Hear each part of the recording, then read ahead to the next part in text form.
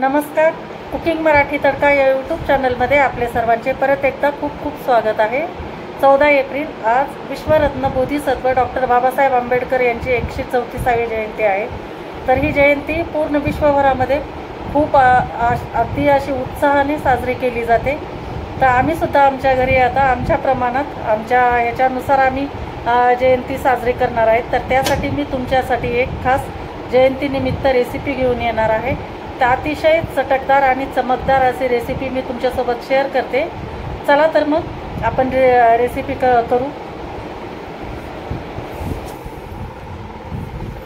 ते एवढी आपण बनवलेली आहे थाळी आजची. बघा कशी एकदम चमचमीत आणि एकदम मस्त दिसते. तर चला आपण आता इथे वांगे आणि बटाटे 4 वांगे आणि 4 बटाटे कापून मी पाण्यामध्ये असे टाकलेले आहेत. अशा मोठ्याच फोडी केलेले आहेत. वांगे काळे पडतात त्याच्यामुळे. आणि ह्याच्या भाजीसाठी आपण टोमॅटो, कढीपत्ता, थोडंसं आलं लसूण ठेचून घेतलेलं आहे आणि 4 चमचे मी शेंगदाण्याचं कूट घेतलेलं आहे. तर सगळ्यात अगोदर आपण वांग्या बटाट्याची भाजी करू. तर आपण कढई गरम करायला ठेवली आहे.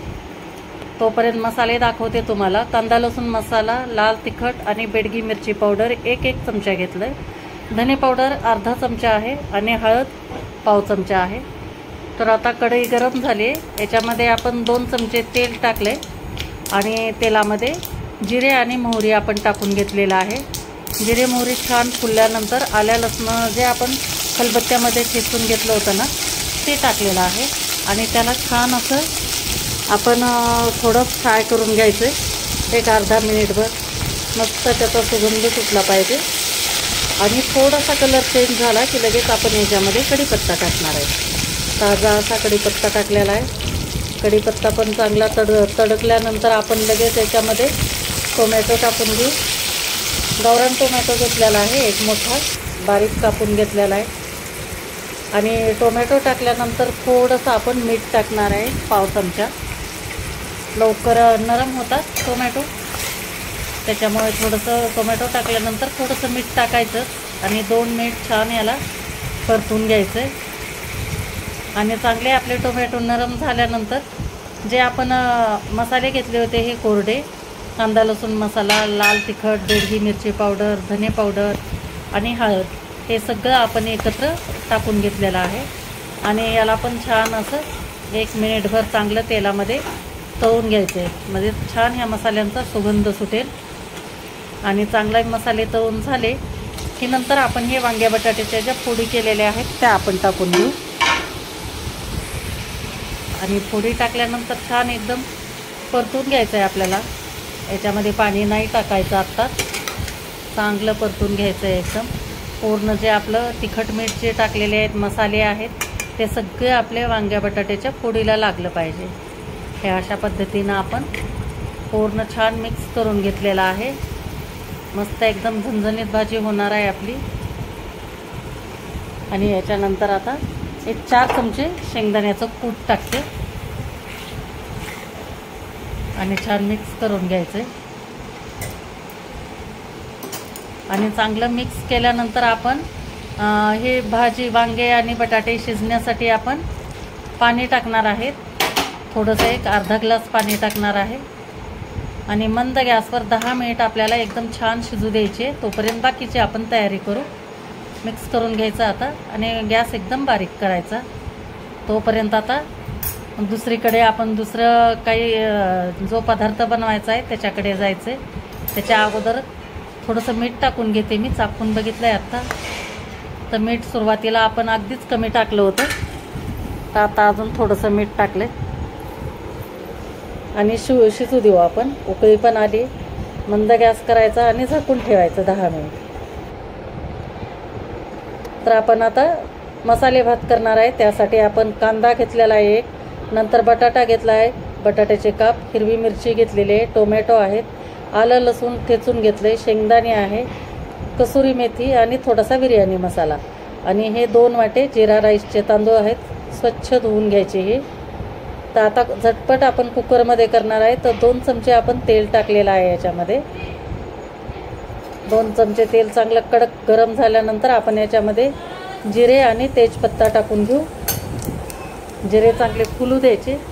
जिरे फुलले की लगेचच आपल्याला तेजपत्ता टाकायचा आहे याच्यामध्ये, कारण मसाले भाताला जिऱ्याचा फ्लेवर खूप छान येतो. त्याच्यामुळे जिरे चांगले तडकू द्यायचे आपल्याला.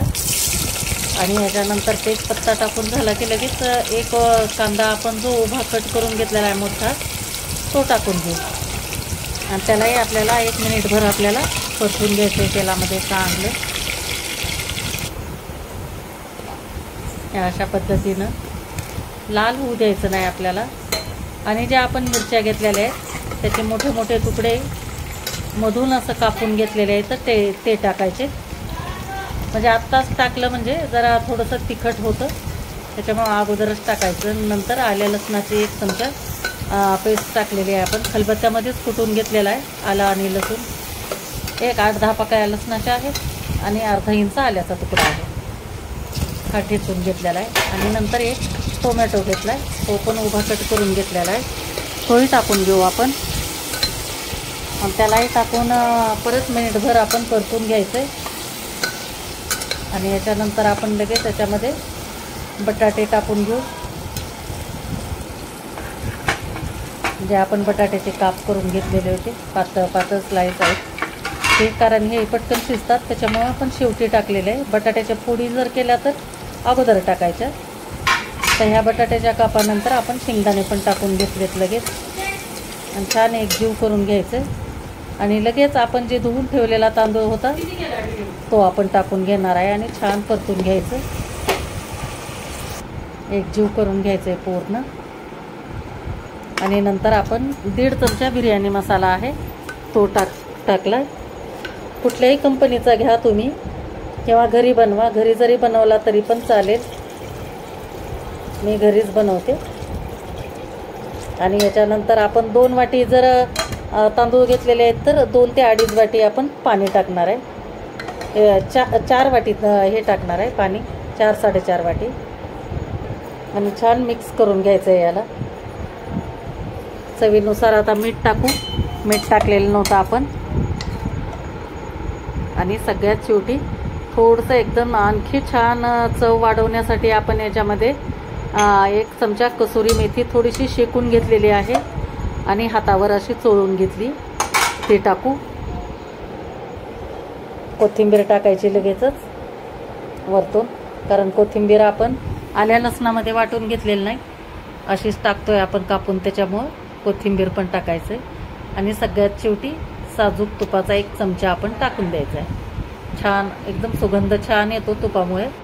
आणि 2 शिट्ट्या करून घ्यायच्यात आपल्याला. तोपर्यंत आता आपण दूध खीर बनवणार आहे. तर ही 1 तास आपण तांदूळ भिजवले होते, तर त्यासाठी आपण दूध घेतलेलं आहे. आणि काही ड्रायफ्रूट्स आहेत, काजू, बदाम, खोबरं, मनुके, पिस्ता, चारोळी आणि थोडंसं केशर पण 2-4 काड्या केशरच्या भिजवून घेतलेल्या आहेत. तर आपण हे तांदूळ जे आहेत ते पाण्यातून काढून 4 वेलची टाकून थोडंसं पाणी टाकायचं आहे आणि बारीक पेस्ट करून घ्यायची. नंतर आपण भांड्यामध्ये 2 चमचे तूप टाकलेलं आहे, साजूक तूप टाकायचं आहे. गरम झाल्यानंतर जे आपले हे ड्रायफ्रूट्स आहेत ते सगळे आपण टाकून फ्राय करून घ्यायचे. छान असं जरा सोनेरी कलरवर खमंग लागतात, दाताखाली असं कचकच लागले म्हणजे छान वाटतं. हे सगळे ड्रायफ्रूट्स टाकून घेतलेत. सगळ्यात शेवटी मनुके टाकायचे, कारण मनुके जळतात लवकर, त्याच्यामुळे मनुके शेवटी टाकायचे. मनुके पण आपण काही सेकंद फक्त हलवून घेतलं, हे झालं बस.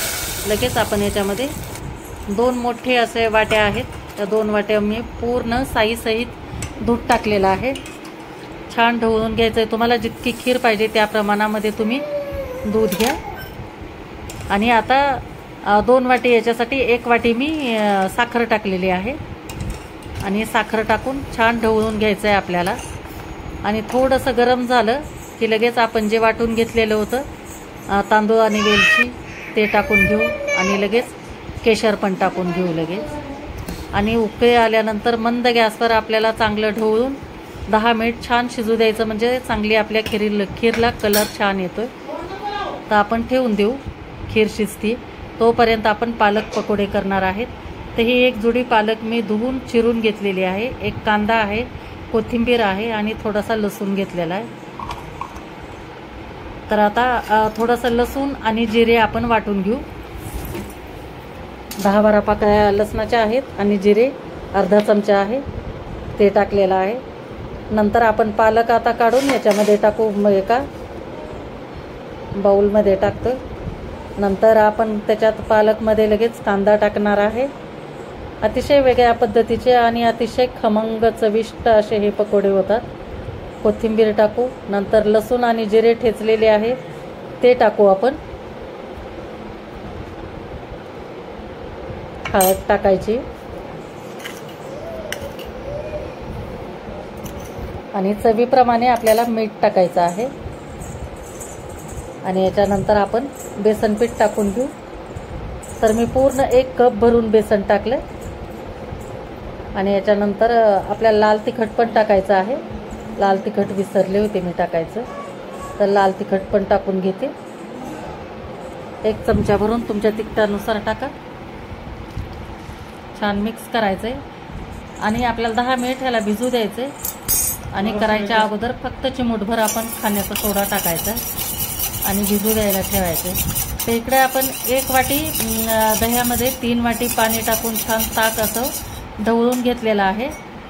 एकदम चांगलं घुसळून घ्यायचं.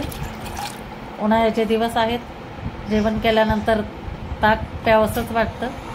तर थोडासा त्यासाठी आपण मसाला करू. मठ्ठा करायचा आहे आपल्याला. तर 2 हिरव्या मिरच्या आहेत. नंतर थोडासा पुदिना टाकलाय, थोडी कोथिंबीर आहे आणि थोडासा आल्याचा तुकडा आहे. याची आपण पेस्ट करून घेऊ. आणि ही वाटलेली पेस्ट आहे ती आपण जे घुसवून घेतलेलं जे दही आहे ताक केलेलं त्याच्यामध्ये टाकून द्यायचं आणि छान ढवळून घ्यायचं आहे आपल्याला अशा पद्धतीनं. नंतर आपण थोडंसं काळं मीठ टाकणार आहे. काळ्या मिठामुळे खूप छान चव येते. असेल तर टाका, नसेल तर साधं मीठ टाकलं तरी चालेल. आणि याच्यानंतर धने आणि मिरे हे दोन्ही एकत्र वाटलेली पावडर टाकली अर्धा चमचा